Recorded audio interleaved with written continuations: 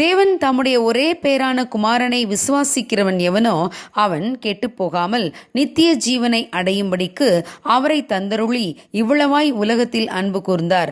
யோவான் 3:16 10 சிறுவன் ஒருவன் தன்னுடைய 3 வயது தங்கைக்கு தினமும் இரவு தூங்கச் செல்லும் போது கதை சொல்வது வழக்கம். அவன் கதை சொல்லாமல் அவன் தங்கை தூங்கச் செல்லவே மாட்டாள்.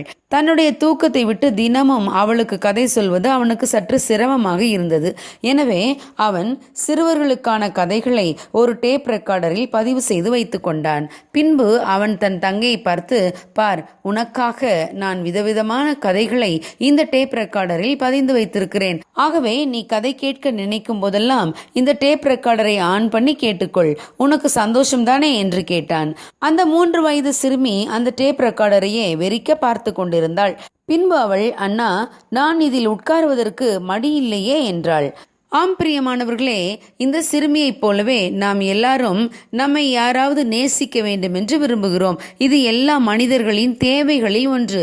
ஆனால் அனைவருக்கும் அவர்கள் எதிர்பார்க்கிற அன்பு சக மனிதர்களிடமிருந்து கிடைப்பதில்லை. மனிதர்களின் அன்பு ஏமாற்றம் அளிக்கக்கூடியதுதான். அவர்கள் சில சமயங்களில் சலித்து கொள்வார்கள். சில சமயங்களில் நாம் நம்பினவர்களும் இவ்வுலகத்தை விட்டு கடந்து போகிறார்கள். அவர்களுடைய அன்பு நிரந்தரமற்றதாக மாறிவிடுகிறது. ஆனால் நிபந்தனையற்ற நேசத்தோடு நம்மை நேசிப்பது நம் இரட்சகர் இயேசு கிறிஸ்து மட்டுமே. உலகத்திலே மனிதர்கள் உயர்ந்த நிலையில் இருப்பவர்களை நேசிப்பார்கள். ஆனால் யாருக்கும் வேண்டாதவர்களை நேசிக்க யாரும் முன்வர மாட்டார்கள். தேவனுடைய அன்பு நித்தியமானது. அது நமக்காக தியாகம் செய்த அன்பு.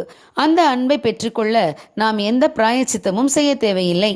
நாம் அந்த அன்பை ஏற்றுக்கொண்டால் போதுமானது. அப்பொழுது நாம் அன்பை ஒருபோதும் இழந்து போக மாட்டோம். இப்படி நம்மை நேசிக்கிறவரின் நேசத்தை நாம் ஏற்றுக்கொண்டால் நம்மையே அவருக்காக அர்ப்பணித்து விட வேண்டும். அந்த அன்புக்கு அடிமையாகி விட வேண்டும். ஆம் பிரியமானவர்களே, நம்மை நேசித்த இயேசு தம் ஜீவனையே நமக்காக கொடுத்திருக்கிறார். ஆகவே அவர் நம்மை நல்ல வழியிலே நடத்த விரும்புகிறார். தாங்கள் நேசிக்கிற தங்கள் பிள்ளைகளை பெற்றோர் வழி நடத்துகிறார்கள். தாங்கள் தங்கள் பிள்ளைகளோடு கூட இருக்க முடியாத சூழ்நிலைகளில் நம்பத்தகுந்த யாரையாவது உடன் அனுப்பி வைக்கிறார்கள்.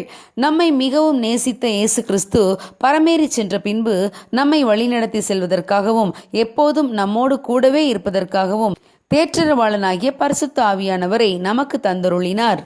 அவர் நாம் போக வேண்டிய பாதையை காட்டி நம்மை வழி நடத்துவார்.